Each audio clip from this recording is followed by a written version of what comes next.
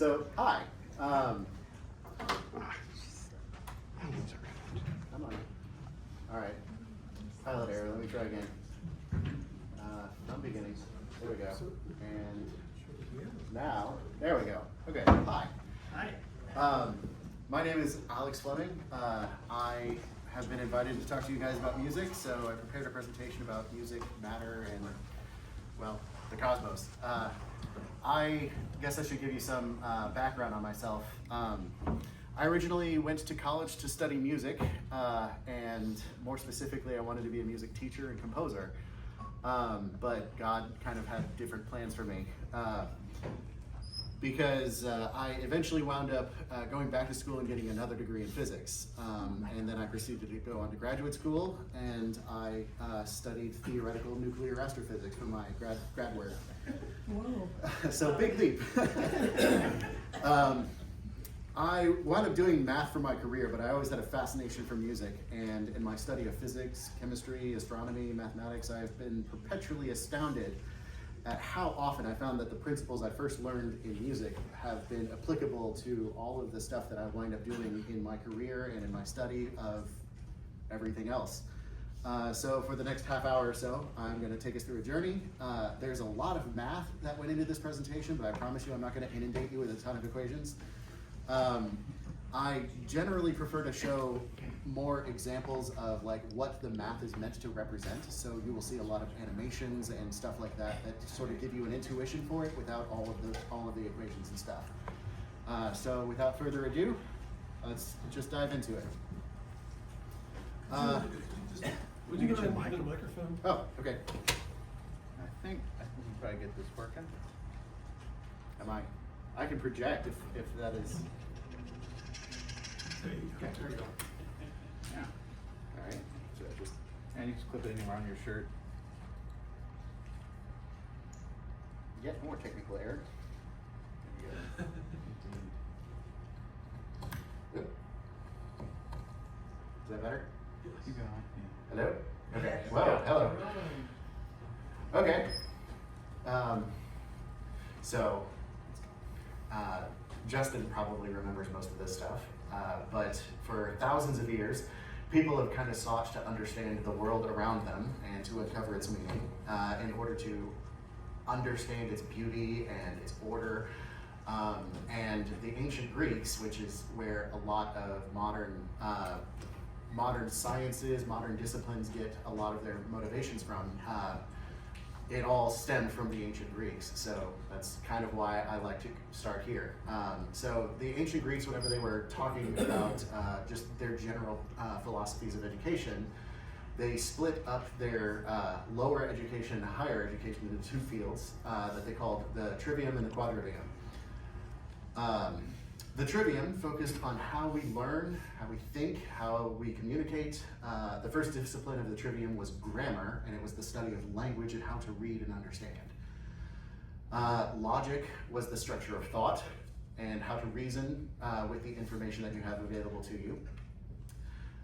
Rhetoric was the art of persuasion, expression, and it teaches us how to speak truth with wisdom and grace. But once you could read, once you could ponder and speak clearly, students would graduate to topics on what to think about rather than how to think. So the quadrivium was basically their high school or the thing that they graduated to. It sought to teach the tools to study the world that we live in. So it would the first subject was arithmetic, and it would teach about number in and of itself. The word arithmetic, it sort of has particular meanings to who we are today, but the way that the Greeks meant it, they meant like what we would consider to be number theory. Basically how numbers work, why there's randomness in the primes, just like math nerds in general. They were fascinated with how numbers worked and just how a few immutable truths that we today call axioms can lead to profound implications. Next after that, we have geometry, which is the study of number in space. To the Greeks, it wasn't just practical, it was sacred. They saw shapes, proportions, spatial reasoning as reflections of a deeper and ordered reality. It wasn't just for building temples or surveying land, it was a window into the order of creation. Euclid's Elements was considered so elegant and universal that even centuries later, Abraham Lincoln kept a copy of it on his nightstand. So it wasn't because he was trying to pass a math class, it was because he was trying to train his mind on how to think and reason. After that, we have music. To the Greeks, music was not just sound, it was number made audible, patterns unfolding in time. Music revealed something deeply ordered and structured about the universe, that creation resonates with structure. And the last of the greater disciplines was astronomy, which was the study of number in both space and time. So to the Greeks, this was more than mapping constellations or predicting eclipses. It was about rhythms and cycles and order written into the heavens. The ancient Greeks may not have known the God that we worship, but they did sense that creation had been designed. On some level, they understood that beauty and truth aren't arbitrary, but they're woven into the fabric of reality. Today, we understand that these connections a lot more deeply. The study of music reveals patterns, frequencies, resonances everywhere, from scales of the Planck length all the way up to the size of the universe itself. So we will begin our journey with something simple yet profound, just a vibrating string. For the sake of making things easy, let's pretend that this string is vibrating with a frequency of 110 hertz. So on the piano, this is what that sounds like. It is A2 on the scale. So to put it on a grand staff, this is what we call the grand staff in modern musical notation. This is the actual pitch that's being played, so it's right there. So it is upon this pitch that we will begin to start building the overtone series. So this next string up here, you'll notice is vibrating a little bit faster, and you'll also notice that there's a little point right in the middle where nothing really changes. It just stays put. That's called a node. And what's cool about it is that it means that it's basically cut the string in half. So this string is vibrating at twice the frequency. It's at A220. So if this was our fundamental, this is the first overtone of that overtone series, and there it is on the grand staff. In the modern vernacular, we would call this one octave above the fundamental frequency. It's one of the cool things about this is that like the history of Western music is based off of the overtone series, and as they explored higher and higher partials of the overtone series, you'll see that it sort of follows the progression of Western music. So very, very early music, like Gregorian chant, started with just those two kinds of pitches, unisons and octaves. And they had a really profound focus on that. So a lot of people would all be singing the same note. And then the next two intervals are E3 and A4. So there's the fundamental. That's the first overtone. The next one is, so that's a perfect fifth above this one. And then the next one after that is the octave above that. So these are the first four. And in music history, they started introducing organon, which is, they started looking at intervals of a perfect fifth and a perfect fourth, and then they would just have what we would today call power chords. So just a whole bunch of this kind of stuff. And then they move up and down with just those chords. And it added complexity to the structure. It added a little bit more stuff to it, but it was still really very simple compared to what we would listen to today. They started calling these intervals perfect in that they had like particular intervals, and in this case it was 2 to 1, 3 to 1, and 4 to 1, or 4 to 3, or 2 to 3, those kinds of ratios between each other, so that like it all sounded perfect. Going forward, if we take the rest of the overtone series, here's the first 16 partials, we can actually look at how Western music develops. So right about here is where we start introducing triads, which is what they would have seen in the early Renaissance to Baroque period. They would have started looking at triadic structure. So like major chords and minor chords, those would have started to have appearing around the Renaissance period. And if you extend those triadic structures, you wind up getting into seventh chords, so like that. And there's a point where, like in this kind of a thing that we sort of started shifting from these perfect intervals into these major and minor kinds of things. But in so doing, we found this particular interval here called a tritone. And there was a point in history where that interval was so dissonant, it was called the devil in music. They didn't like it at all. But when we started actually exploring the upper regions of the overtone series, we started like finding that if you include this in our tonal structure, we wind up finding that this dissonance can resolve into a consonance, and that wound up driving our music theory going forward, where we were finding places of going away from what is the tonic, and then we would go to some other place, and then we would resolve that to the tonic chord. So we have this push and pull between dissonance and consonance that winds up driving music forward. And in the early classical period to the late classical period, we started looking into like ninths and stuff like that. So we would start introducing structures that had clusters of chords like that. And like Beethoven was really known for having just massively dense chords. And it's because he was starting to introduce all of these kinds of like dense structures into his music. And then when we get a little bit further in our series, like right around here, we're starting to look into what would be, I think tonal blending is what we would call it. So like in the Renaissance period, they had like these departures from tonality where they would sort of like blend into other things, and then they'd come back and find a new tonal center. And Debussy is really famous for doing this kind of stuff. And then when we get into the 20th century, we will see that they've gone so far up into the overtone series that you can't really even make out what the fundamental was meant to have been, so they just get rid of it altogether. So you wind up with atonal music. But the cool thing is that like jazz and stuff is able to look at these like really complex kinds of structures and find interesting resolutions for them, and it all is based off of the idea of dissonance and consonance and the interplay between them. So that's really cool to me, that the history of Western music is all sort of based off of the principles of physics that build our overtone series. So let's get back to the string, because this is kind of cool. So we're going to go from a one-dimensional object here into a two-dimensional object. This is called a membrane. One might think of it as like a drum head. But it also has a vibrational mode, just like the one-dimensional string does.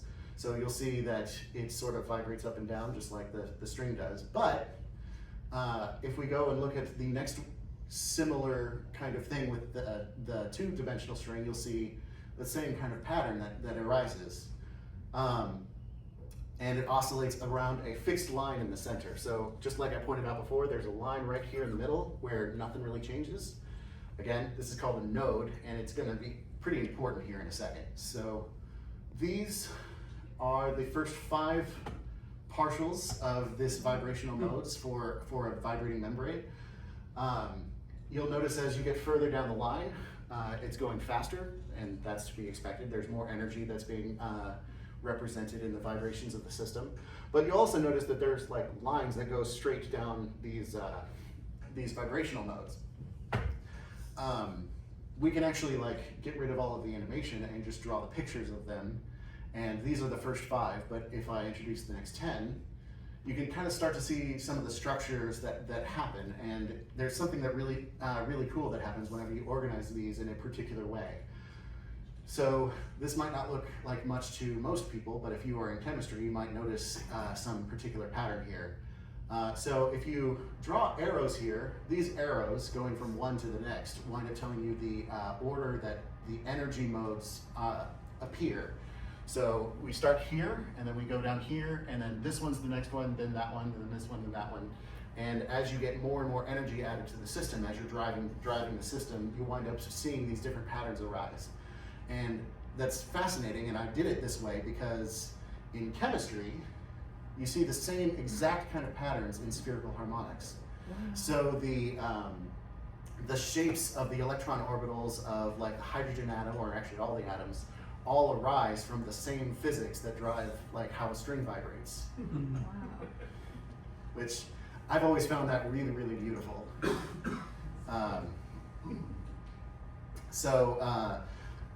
Going forward, the electron orbitals, they follow the same three-dimensional pattern.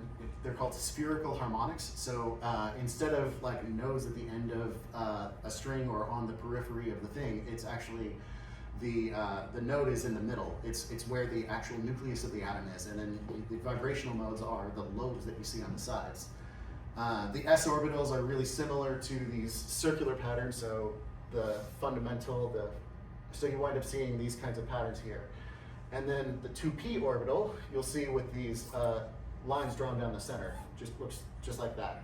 The 3d orbital is like this, and as you go further down, you can see that the same kinds of patterns arise, which is, again, really cool. So let's take a step back for a minute. So I want to show you something really, really powerful. And actually, this is kind of cool because we talked about AI just a moment ago. This is one of the ways that we are able to slice and dice data in order to like pull information out of it. So there's a little bit of math here. Just follow me. You don't have to know a lot of it. I'm just going to show you a bunch of pictures and you should be able to see it. So this is the Fourier transform. It's a bit of mathematical magic that literally shapes the technological world we live in. Your screen's. Oh, sorry. So we have a function, or like this function could be like a signal that we record on like with a microphone. It could be a little bit of data. It could be a pattern that we are seeing. It really doesn't matter. This is some arbitrary function. I don't know what it is. We're just gonna go and look through it. And this is the process that we use in order to pull information out of it. So we take some other function that we know, in this case sine of x, or sine of pi x in this case, and we multiply these two things together, and we wind up with a shape. And what we're trying to do, and we will use calculus to do this, but we will figure out what the area is of the yellow part here. And when we pull that area out, we find that it has an area of 1.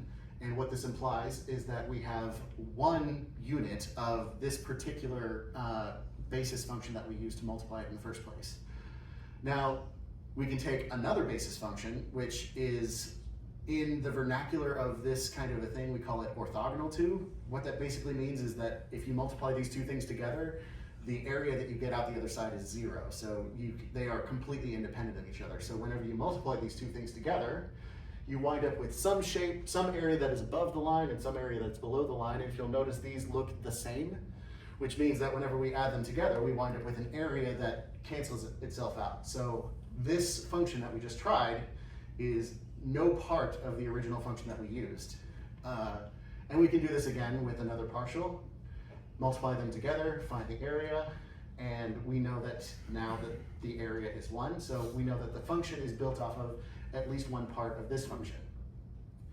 And we can keep going with higher and higher partials, and we will find areas that will cancel out, and this one is the last one, I promise.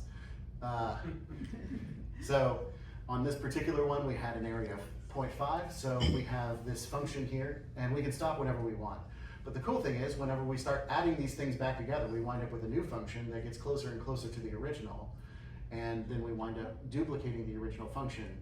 And we were able to split it up into a bunch of different components that we knew how to describe, which is really cool because that means that we can like now have a, come on. Okay, well, let me try playing it. Cannot play media, of course not. Well, okay.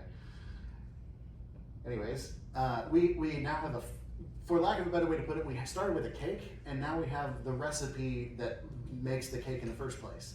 So whenever we are going through and trying to like analyze other bits of data, this is really, really powerful because we know what goes into it in the first place, and rather than sending the original data file to wherever, we can send only just the components to rebuild it on the other end. That allows us to do data compression, where we can like take these large files and compress them down to something very small, and then they can be reconstructed at the other end. This allows for like Netflix and streaming services to give you like these 4K videos on your home screen, even though you can't like actually download the entire movie in time for you to watch it, but it will recreate it on your side. It's incredibly powerful, and it allows us to like divvy up bits of data. This is one type of data analysis tool that we use. There's a whole bunch of them, but fundamentally they're all doing the same thing. They are splitting data into little bits and pieces that we know and can recognize, and we can see what's in there. And here are Fourier transforms of 3 different instruments. And one of the cool things about that is that you can see like just the color and the timbre of different instruments based off of the overtones that are ringing whenever the instrument is being played. So like that will tell you the difference between like me speaking and somebody else speaking at the same pitch and volume that I am. So like the flute tends to have a whole bunch of overtones that are amplified right at the base, so it gives this kind of velvety quality to the flute itself. The oboe is a conical closed pipe, and one of the cool things about that is you can actually see that in the overtone series, because the fundamental and the third partial and the fifth partial are higher than the even partials that you would see in here, and that is characteristic of a closed pipe system. A clarinet would do kind of the same thing, and oboes at the 15th, and those kinds of fun things. A violin, one of the reasons why it sounds so sweet is because you hear like 2 of the lower partials, but you also hear a whole bunch of stuff like in the middle of the overtone series, so it gives it this sweet longing quality that none of the other instruments have. So like one of the cool things about the Fourier transform is that you are able to take audible information and split it up into like little components to figure out like how it works. And this is one way that we can do that. So this is kind of stuff that we would see on planet Earth, but I want to start talking about other more fun stuff. So let's go on into orbital mechanics. So this is the Hilda and the Trojan asteroids in orbit with Jupiter. So these triangular pattern here, these are actually going in circles, but because they are all on resonance with Jupiter, they are on I think a 3-to-2 resonance. So for every 2 orbits that Jupiter makes, they make 3 orbits around. And we would say in the music vernacular that they're a perfect fifth above. And the cool thing is that you wind up seeing these kinds of structures in the actual asteroid belt. These asteroids over here, in front and behind Jupiter, these are called the Trojans. The reasons why the Trojans exist is because of like a trick of gravitation that I really can't get into, but one thing I can say about it is that these are on resonance with Jupiter. They are orbiting at the same period as Jupiter. So this is an example of resonance that you can actually see in the solar system itself. And another really cool one is called the Kirkwood gaps. So in the asteroid belt, you have a whole bunch of asteroids. And one of the reasons why we are here today is because Jupiter was such a big, massive planet in our solar system that it was able to take asteroids that would have endangered Earth early in the Earth's life, and it flung these asteroids out of our orbit, so that it basically went through and swept out all the asteroids that would have been like where we are. So it allowed for millions and millions of years of stable conditions for us to be who we are.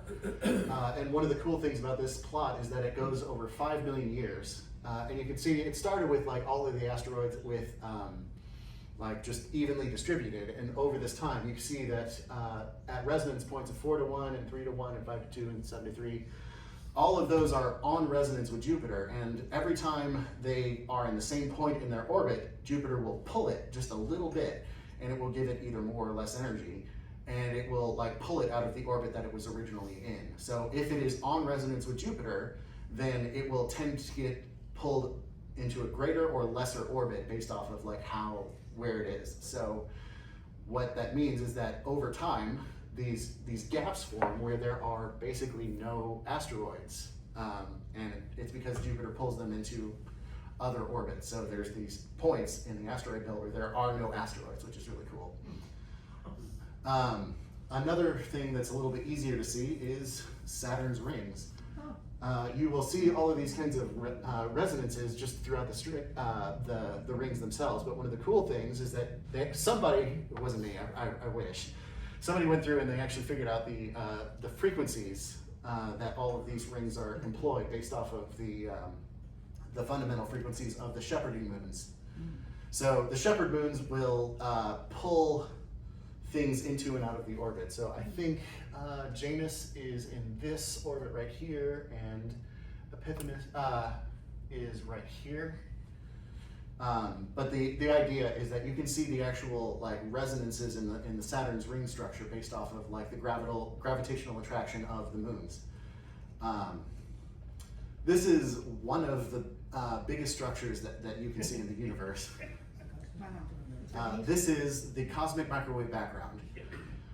More specifically, this photograph was taken by the COBE satellite. This is the Cosmic Background Explorer satellite, COBE. This photo was moved so many physicists about 40 years ago because these are what they call the baby pictures of the universe. This is literally the heat left over from the Big Bang. So like all of those little fluctuations, it's the temperature fluctuations that we saw in the actual fireball that was the Big Bang. And over time, we have had better satellites. So this photo was taken by the Wilkerson Microwave Anisotropic Probe, or WMAP satellite. It was able to show the cosmic microwave background in much more rich detail. And the next one, this is from the Planck satellite. So we were able to like show it in just stunning detail. So it's able to like show us how the heat was distributed throughout the universe in the first 200,000 years that the universe existed. So using the Fourier transform or other methods like it, we were able to pull out all of the different resonance modes of the cosmic microwave background. And these are a number of different satellites that they took data from. And over time, they've been able to create models of the early universe that sort of let us look back into like what was going on in that original fireball. And one of the things that I really love about these kinds of pictures is the idea that if like the universe was spoken into existence, then you might be able to pick up some of the voice patterns of God left in the original heat. So I've always found these really compelling, but these are like real world examples of these kinds of principles that we learn from just looking at a vibrating string. And so the principles of music that I was explaining to you earlier, you can see them like real world applications of them in stuff like this, or in AI when we're doing principal component analysis. And I don't know, this is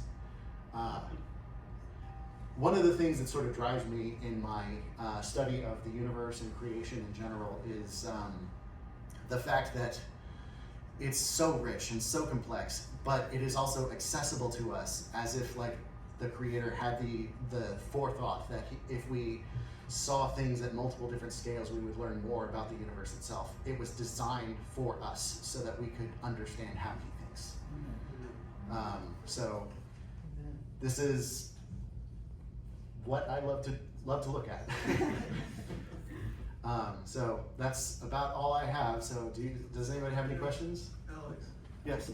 this seems to support the potential that God actually did sing creation into existence. I have no scientific evidence to back that up, but like for me, I look at this kind of stuff and I see God's fingerprints everywhere. At all scales, from down to the Planck length, down to chemical and chemistry and how all of that stuff works, and all the way up to the largest scales of the universe. And it's really, really cool to me that like you can see all of these kinds of patterns that are self-replicating all throughout existence. And I don't know, if ever there was a case for a creator, I see this in this kind of data. Elvis, how do scientists who don't believe that there's an intelligent creator, Yep. how do they counter this information? It seems So, straightforward. yes, I know. So my general feeling. Straightforward. It isn't straightforward. It- Yeah, you know. So when I was going to grad school at Texas A&M, there were a few like Christians I knew in the physics department, and there were also a bunch of atheists, and we sort of had this tacit agreement that we wouldn't really talk about this kind of stuff. But the thing that I sort of settled on was at some point you need to take a leap of faith. You can see all of this information, and somebody who knows God can see his fingerprints all throughout it. But you need to have seen enough evidence for it in order to like get up to this point. But at some point you need to say all of this, and therefore there must be a God.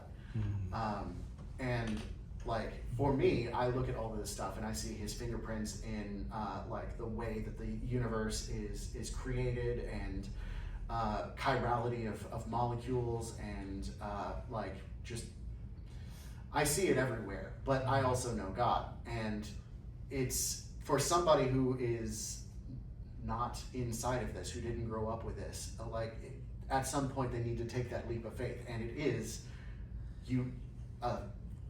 faith. Like the point where your logic and reason comes to an end, you need to like make that extra step, and some people are too scared to. So that's my guess as to like how some people like can see this stuff and not see it in there. It's just because they don't know. Well, faith is the operation of God. Mhm. It's God working in us, both the will and to do it. It's good for us. Yes, sir. It was interesting that diagram you showed of the mode points where you drew lines and then the electron fields. Yeah, hold on. Let me. So just to take that a step further, if those lines were radio antennas and you propagated radio waves off of them, they propagate in the same shape as those electron points. Yeah. So it's just another layer that. Oh yeah. Yes, Actually, yeah. that's so. What you're talking about is a dipole Yeah. or quadrupole, depending on Yeah. like the magnetic. You know how you feed it. And, Yeah. So at the very end of the talk, the curve that was talking about the microwave background. Let me pull this up. So that. So this is actually it's called a multi-pole analysis of the early universe, and what they're doing is the same kind of a thing. They're starting with monopole, and then looking at the dipole, and then looking at the quadrupole and octopole, and up and up and up. So like L2 is a dipole, L3 is a quadrupole, L4, and like as it goes up and up in the series, you wind up getting like higher and higher partials of all of this stuff. So radios and antennas and those kinds of things, it's impossible to create an isotropic antenna. There's always going to be some kind of anisotropy to it, so it's going to be directional in some way, and that's just the way that electromechanics works. But you're right. The shapes that we see in the radio physics is exactly that kind of thing. Yes, sir. Do you know what? First, I want to know if you like Bach. Yeah. I hear this. I could only think of him. You know, all music to the glory of God. And yeah, he didn't study math, but his music is so incredibly mathematic. It was actually one of the reasons why we know a lot about the music in the day of Bach was because he made a concerted effort to study every single kind of style of music that was extant in his day. So like there's a catalog, what is it, BMW? Yeah, B. It's basically, he was taking notes from every composer that he could talk to, every kind of piece of music that he could look at and analyze. He would try and write something in that style. And a lot of the music that was alive in his day still is around because we have his original manuscripts. Otherwise, they would have just fallen away in history. And his reported last words, do you know what his last words were on his deathbed? I'll be Bob. Dang it, somebody took that joke from me. He said, "I'm going where all music comes from." Yeah. Oh, wow. Yes, sir? So, you know, when you look at people that believe in random events, that this just kind of came together just randomly. Mm-hmm. You look at something like this, there is no way in the world you get order out of chaos. So there's a principle in the scientific community called the anthropic principle. Basically, the idea is that the universe that we live in currently was designed not only for life to develop, but complex life to question its own existence. And if you look it up on Wikipedia, there's a laundry list as long as I am tall, of just different kinds of things that had to happen exactly the right way for life to develop. So if you're ever curious, look up the anthropic principle. It's fascinating. So yes, I completely agree with that. But there's also a counterpoint to that called the Copernican principle, that like we're not special. So again, this is two different kinds of ideologies. Like either you see that this was created for us, you see his fingerprints everywhere, or you don't. And so It just goes, it's the heart of the matter. Yeah. I mean, God has created this, the natural order for us to discover him and see his fingerprints in all things. Mhm. And we see it clearly, I but see. instead But we see it clearly in the fact that over the time, we've had men who have come up through the scientific method, understanding over and over what this is, and they develop the mathematics that come up through. And it just gets more and more defined as we know more, Mhm. correct? Yeah. Yeah, that list on the anthropic principle is getting longer every day. Mhm. Finding more and more. You had a question, sir? So, I'm gonna see if I word it the right way to convey what I'm thinking. The order, the math, the frequency, all of it is how we as humans are forced to interact with the world, right? Let me finish the Okay. thought. Speaking to the sovereignty in which the Lord created these things, Mhm. what happens if we try to operate outside, like off of what happens if we try to go against the math? What happens if we try to go against the frequency? So it's funny you say that. In the 1940s, I think it was, there was a sort of a crisis in the physics community of people looking at quantum mechanics for the first time. They had notions about how the way the universe worked, and one famous scientist, actually I think it was Einstein, said that God doesn't play dice with the universe. And I think it was Niels Bohr that shot back, "Don't tell God what to do." So yeah, we have notions of what the universe does, and honestly, mathematics is, for lack of a better way to put it, a language that human beings have developed over the last 2,000 years in order to describe the reality that we happen to live in. But going back to the ancient Greeks, we are all starting with these basic fundamental, they're called axioms. They are fundamental truths that we have to take on faith, that these are true, and then assuming these are true, we can build all of the other stuff up. You can go against these axioms, you can come up with other kinds of fields of mathematics that don't include these axioms, but at some point, if you want to describe anything, you have to come up with a way to describe it. So you have to take something as true. I think in psychology there was another thing, Descartes or somebody once questioned his own existence and questioned the existence of everything, and to the point that he questioned that reality existed at all. And if you go far enough down this rabbit hole, you wind up hitting a point where if you continue that way, nothing makes sense. And it's all meaningless. Exactly. So at some point you have to take it on faith that something is true somewhere, and then you can begin to start building everything else out of that.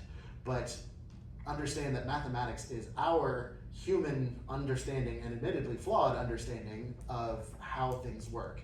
We're getting better about it, and that's what the scientific method is really good at, is that if there's enough evidence to say that, hey, we're wrong about this, then we will start looking at it and figuring out why we're wrong, and if we come to the conclusion that we are indeed wrong, then we will update it. So I don't know, it was 80 years ago, we thought that the entire universe was the size of literally the Milky Way galaxy, and then Hubble looked out into the universe and found a pattern for I think it was the Andromeda galaxy, and when he calculated the distance away, it was way beyond what he thought the end of the universe was, which was a crisis of, oh no, am I completely wrong? No, he wasn't wrong. It was just our understanding of what the universe was so limited, and when he discovered the Andromeda galaxy and other galaxies beyond that, he sort of had to reconcile that and update his understanding of what the universe was. So that is very similar to what we do in our Christian walk, is it not? Like, we go through, we learn about stuff, we meet people, we digest his word, and we get better. We learn how to treat each other better. We get closer to him. It is a constant, perpetual striving to make yourself better by questioning what you are currently thinking and saying, am I wrong? It takes a certain amount of humility to be able to do that. Like, there's plenty of scientists I know that whenever they say, this, I'm right, darn it, then nothing that they say, no amount of evidence will ever change their mind. But that's a problem, because like, they very well could be wrong. And if there is enough evidence to suggest otherwise, they need to personally go through some introspection in order to see, like, okay, my understanding is incorrect, I need to update that. And some people just never take that leap. And in the science, or really in life in general. So, yes, sir? I want to try and tie our talks together. So, assume that you had... Well, ChatGPT can do that. No, not yet, not the question I'm asking now. Assume that you have almost unlimited compute, and that you could ask a question. Okay. That is an open question today amongst scientists, you know, at your level. What would the question be that you would ask to answer? I honestly don't know. Until I'm faced with that kind of a thing, it's hard to pose what that question might be. And frankly, if you have the means to ask such a question, then why are you limited to just the one? Like, I don't know. Like, well, there's where I was going is that, I mean, there's the potential with this, if you have unlimited compute, to take all the data you've presented today in a half hour and ask the question: did God create this based on the evidence that I can show you today? that, like I said, it's a leap of faith. Like, I know plenty of people in the music and the physics communities that would look at this and just not see anything. I look at it and see lots of beauty and structure, and like, I can take that leap and I can see all of God's fingerprints in there. But like I said, it is a personal thing. Everybody who's ever been in that kind of a world needs to either take that leap of faith or not. And so, Fair enough. yes, sir. There was a science fiction short story once where they tied everything to a giant kind of AI system to make everything work more efficiently, all the way down to traffic lights and everything. And then they connected it, the creator was there, plugged it in, and they say, okay, you get to ask the computer the first question. He said, is there a God? And the answer was, there is now. Justin, did you have a question? Very good. Yeah, well, first of all, thank you so much. This is some of the, these are the best representations, especially like musically, that I've seen of any of this. I mean, I think most musicians that I've worked with have the ability to perform and teach really well, but they just don't have the mathematical depth to explain things, and graphically, especially the way you did. I appreciate that. Laura can attest, I worked very hard on those animations. Yeah. So, and I would wonder, so like something like this heat map, so for those that would hold to like a 6-day view of creation, how would you, speak to that? It's interesting. When I was in high school, my father was in that kind of a camp. And I remember growing up in like Sunday school, being a little kid, and I remember my Sunday school teacher saying, okay, what you're hearing at school, don't listen to it. And then I'd go to school and they said, what you're hearing in Sunday school, don't listen to it. And I was like, well, why? Because like, we're both living in the same world. Why is it that one is right and the other's wrong, and that's the only way it can be? Why can't they not both be right? And when I was in high school, I got really fascinated with Einstein and his theories of relativity and time dilation and all of that fun stuff. And like my high school brain, I thought of, okay, well, the story of creation, Genesis, was like something that happened in 7 24-hour days. Like, here is a statement that somebody has said, and then I was like, well, okay, that is 7 days by what clock? So hypothetically, if you were on a rocket ship coming out of a gravitational well, like a black hole, your time, the way that time flows for you, can flow in like 7 24-hour periods, while billions of years can happen elsewhere in the universe. And as you get out of that black hole, the universe will appear to slow down to you. And like what was on the first day 1 billion years, on the next day will be 100 million years, on the next day will be 10 million years, and so on. I was wrong, and like I will fully admit it. But like that is one such argument where you can pose that time does not flow the same for every person everywhere in the universe at the same time. So like because of the theory of relativity and the way that time dilation works, in that you can actually come up with a clock in which billions of years have passed for one person and literally 24 hours have passed for another one. I personally don't like that argument anymore. It was just a thought I had when I was in high school that would reconcile those two. Now I think that it's like, this is me personally, so I'm not going to speak to the entire scientific community. I personally think that the world was, or the universe was actually created in 13.7 billion years. I think that the days that are referencing in Genesis, like they were by God's measurement of time, for lack of a better way to put it. And like if you are creating the universe, I feel like you really can't do it while you're standing in it. So like God can see everything in the universe from beginning to end, all of history, all at once. And if that is the case, like our 4 dimensions of space and time, like he can see all of it at once. So why would time apply to him the same way that it does to us? He's the creator of time. Right. Yeah. So like if he was the one who created time, he had to exist before time started. He stands So above it and he's not part of it. so all of that to say, like, I don't know the answer to that. I will completely recognize that I am human and fallible, and I don't know how to answer that.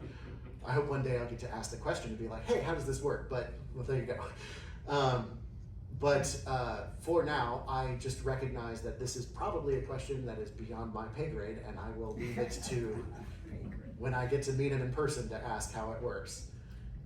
So maybe a better, so that's very helpful.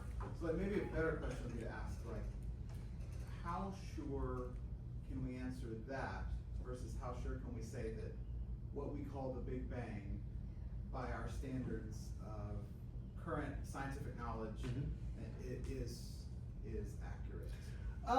So I think Michio Kaku once had a book, The Physics of the Future or something like that, where he talked about that. Because Michio Kaku, his background, his parents were Buddhist, but he actually went to Sunday school with his friends. And he talked about his understanding of cosmology when he was growing up, where the Christian faith sort of aligns very well with the theory of the Big Bang, in that both of them talk about what is called creatio ex nihilo, the creation from nothing. So like if you actually go through and you look at the story in Genesis, it actually aligns pretty on point for point, with the unfolding of how things unfold with the Big Bang. Like time scales are off, but if you look at like in the beginning the world was formless and it was above the waters. I don't know like what waters actually meant to the what was it, the Greeks or the Aramaics who wrote those words originally. But like I imagine, like when I read that, and I will also recognize that I am a 21st century person looking at this from the perspective of a 21st century person, but I read that and I think of the primordial disk that was when the sun was starting to be born. So it was just a big ball of gas that was like coalescing into stuff. So the earth itself was just a whole bunch of like particles of dust and gas in its orbit. And then over time, like all of those dust and gas particles begin to like under gravity coalesce into a singular object. And at some point, like you have a separation between the waters above and the waters below, where like it's no longer just a ethereal kind of collection of dust and gas. It is a physical object. And then, like, if you actually look at the next part of the Genesis story, it talks about how like waters rain down, and that's actually how it would have happened in the creation of the world itself. Like because meteorites or asteroids and comets from the outer part of the solar system would have like come into the early Earth part of our solar system, and it would have impacted the Earth and created a whole bunch of, because the Earth was very hot, the water would have melted and there would have been a lot of steam in the atmosphere. And over time, as the Earth, the early planet would have cooled, the rain would have come down and actually filled up the oceans. So like that's just the first couple of days of Genesis, but you can kind of see how point for point it lines up. And I'm not going to go through all 7 of those days because there's not enough time, and I want everybody else to get a chance to talk. But do you kind of see how they kind of line up? But how sure are you about that? Well, Versus that the calendar. and that goes back to the whole point. Like I don't know. Okay. At some point, you need to take a leap of faith, and it is perfectly acceptable for me as a scientist or whatever to fully admit I don't know the answer to this. I know what I think. I know what I hope is right. I know I could also be wrong. So I am personally taking the leap of faith to say that based off of the evidence that I have been presented, I think that the universe is 13.7 billion years old. But if presented with an alternate theory that like explains all the things that I'm able to see, I would be willing to look at that and reevaluate my position. So, am I sure? I'm about as sure as I can confidently say I can be, but I also recognize that I can be wrong. So, great. I like to think that God speaks in 2 ways. He speaks to his physical universe, and of course he speaks through the Bible. Yeah. And both are true. Yeah, and that's one of the things that I really have tried to do in my life is like I will read his word, but that's only part of the story. And my study of the universe and physics in general has been like the study of his creation, like what he made. Yeah. So It's fascinating. It causes me at least to worship him even more when I go out, say at night, and I just observe the universe and I'm standing underneath it, and it's just it's just amazing. yeah, And the fact that we even can comprehend it, that's part of the whole thing. that is God's creation. nothing short of a miracle, is it? Yes. Yes, sir. There's a really good ministry called Reasons to Believe, and it's called, started by Hugh Ross, who's an astrophysicist. And he came to faith through examining all the different religious holy books that describe creation, and he had a suspicion that the Bible was going to be the best, just from his gut, and he was an atheist at that time. And he saved it to last, and when he went through it and examined it scientifically, Big Bang, all of that, he was absolutely convinced it was perfectly accurate, like what you were describing, how the sequence of events. And he felt it was the most important part of that whole thing, in a way, was verse 2, where it says, the Spirit hovered over the waters. He's saying that's the introduction of the scientific method, giving the point of reference for everything else that follows. So the observations that follow, he says, but you're right, I mean, it could be different, but he says it fits perfectly if your point of observation is on the surface of the waters of the earth and describing an opaque atmosphere where there's light. And then as the atmosphere clarifies and becomes translucent, then you see the stars and the moon and the sun. So you had the light, but you couldn't see them. In the Hebrew, it says that the sun, moon, star became apparent. You could see them. They weren't created out of nothing at that point. You know, a lot of scientists poo-poo the Bible and say, well, how could you have light before you have the sun and the stars? It's like, no. They were there. Well, I mean, But if your point of reference is was on the surface of the water of the earth, you wouldn't be able to see it, but you Yeah. can see light. Well, so like I was talking about earlier, the cosmic microwave background, that was light from the early universe. Like it was, the early universe was very, very hot, and it was after 200 some odd thousand years, the universe, all of the different kinds of forces split off from each other. So at some point, a photon could go from one thing to another, and it would run into another particle before it like got to go freely. Okay.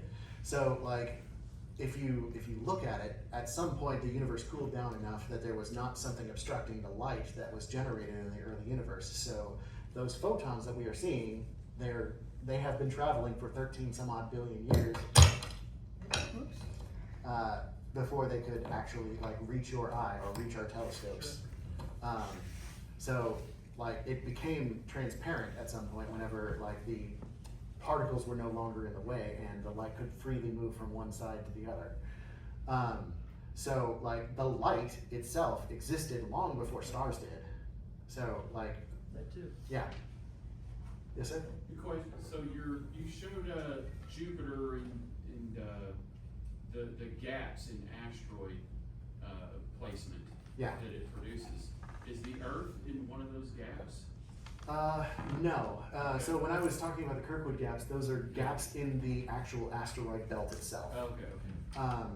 So early or like closer towards the sun, there's a lot of actually okay. So this is one of the things that defines what a planet is supposed to be, is that it has swept through all of the other things in its orbit.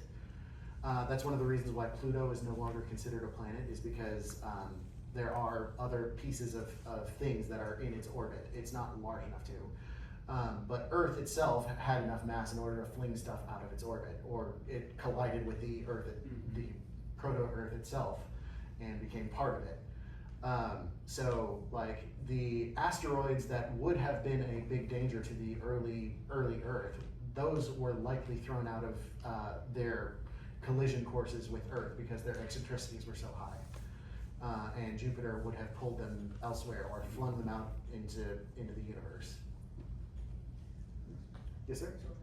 How do you reconcile, when I hear terms like Big Bang and I hear terms like a billion years for the creation of the Earth, but then I see the complexity that you show, which certainly is a strong indicator that there is a creator and a God. But when I see those time frames and references, that seems to be more of an evolutionary theory to me, that it would be compatible more with evolution than it would be a creator God. How do you reconcile those differences? So, what makes you think that evolution is not the mechanism by which God was able to select the things? Like, a lot of, well, AI, we were just talking about, one of the algorithms that they use is actually inspired by evolution. It's literally called an evolutionary algorithm. And what it takes is like two populations that are somewhat similar, and then it like finds some way to like mix them together, and then it will create two children populations in order to like work on finding better ways of doing it. Like, I don't know how to talk about that, because like I actually do think that evolution was the mechanism by which a lot of us are around. Like I said, I think the Earth is, or the universe is 13.7 billion years old. I think the Earth is 4.5 billion years old. I do think that like we evolved from the primordial soup. I also, earlier, I have recognized that I could be wrong in that, but this is just what the evidence that I have digested over the last 30 some odd years of me being alive. Like, this is the conclusion that I've come to, but I might be wrong in that. I look at the theory of evolution as not a counterpoint to like biblical creation, but like the way that it was done in the first place.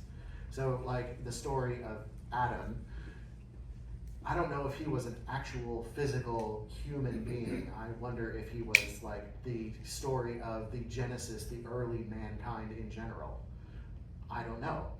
Parables are all throughout the Bible, and read that kind of a story, and I look at that as like the early parts of what humanity was. So, like, all of that to say, I could be wrong, and I would appreciate any kind of discourse. I'm just saying this is how I make sense of all of that. I think that evolution is the mechanism by which God did all of those things. Okay, a very simple follow-up question, which goes back to music. Mhm. I'm just curious, who had the more complex chords in their music between the Beatles and the Beach Boys, in your opinion? I don't know. I'm sure you would know better than I would. He knows music before 1900, and not much after that. So, yeah, I apologize if I wasn't particularly thorough in that. I I just, think he really wants them to answer on that. Okay. Yes. Trying to I might wanna point out go that from something Tim real serious Mackey, to something lighter and diffuse the situation just a little bit. Tim Mackey? Tim Mackey, he has this, video series called Bible Project. He has some master's levels courses in there that talk about some of the questions you have about what the term, the waters meant, in terms of the socioeconomic and cultural times Yeah. in which they were produced. We have to remember that the Bible was written by people who were eyewitnesses to their events in their own culture and time, and they're expressing the world in their viewpoint at that time. And he has some excellent material in there that you can go through and review. So. And that's one of the things that I try and take note of whenever I'm reading through. Like, I know that I am looking at this from the perspective of a person from the 21st century, and the Bible was written for me as well, but not written by people who would understand most of the stuff that I do. Right. For me, one of the critical things when I was going through studying this, when he said that he was parting the waters from the waters, it blows your mind. But when you think about the ancients and they're looking at the sky is water to them. And there's water above and then water below. And he parted waters, land came up from the waters. So that was one of the things that this kind of still gives me chills thinking about it. This is what they were thinking at the time. Oh, yeah. But it is an accurate presentation when you start thinking about it in terms of applying it to the possible physics. We're all in a conundrum and we're all seeing through a glass darkly. One of the things that we're all trying to figure this out together. One of the things that really like inspires me is the thought that like this is God's word. It was like given to us from him himself. And like when these words were written 2,000, 3,000 years ago, whatever they were, like many of these stories existed before 2,000 years, but they were passed down from person to person by word of mouth, were they not? I look at a lot of this stuff as like he's the one that gave it to us, and he knew what the truth of the matter was. So while 2,000 years ago somebody reading the Genesis story would not like envision what I would, that doesn't mean that like the actual story of creation, the picture that I have in my head is wrong. It may have actually literally been the thing, but it was written and presented in a way that they would have understood at that time and would mean something to them. They may not know what a helicopter is, but they can. Right. The Bible wasn't written to us, but it was written for us. Yes. So, like, with that in mind, with a creator who is outside of time and space, who understands all this stuff way deeper than we could ever know, like, it's fascinating and wonderful to me that he wrote that story for me to read and put my own like perspective on it with what I know here today, and it also means something to somebody 300 years ago, 500 years ago, and so on. And getting back on John's point too, is the point that, you know, it was oral. It was an oral culture. And, you know, for us today, why do I have to remember it orally? I mean, I can just go right here. Yeah. And so, you know, as we've grown, the ability to transmit things orally, I mean, it was much more, it was key to those people. So they wouldn't forget, you know, like, oh, well, geez, I forgot to say it was blue, you know, I mean, or whatever. Well, from what I understand, the the poetry and everything was a lot more poetic back in the time because it was oral. They had to remember like the cadences and all of this stuff, and so they didn't have the numbers that said this is the verse and whatever. They had to actually remember it as like something that they could recreate faithfully to other people generations from now. So like there's a case study that happened in Scotland about 20 years ago, I think, where somebody found this song that had like these nonsense words, and they were actually like words that were in a dead language that some phonologist was able to come through, look at these words, recognize what they were meant to have been, and be able to recreate part of that language based off of these words that were transmitted from word of mouth by song, which is really cool. And this is kind of how I would imagine that this kind of information was transmitted from one generation to another. I'm not a Bible scholar, so don't take me up on that. I'm just saying that like that would make sense to me, that music, like I was saying earlier, is one way that people were able to transmit information from one person to another, in much the same way that they did 20 years ago with the Scottish nonsense words. Well, and it's so much so today too. I mean, we remember things that it's much easier to remember things if I put a musical or a cadence to it than anything else. I remember song, Yeah. but I may not remember verse if I'm just gonna read it. I'm kind of the same way. I remember poetry a lot easier than I remember like monologues. So,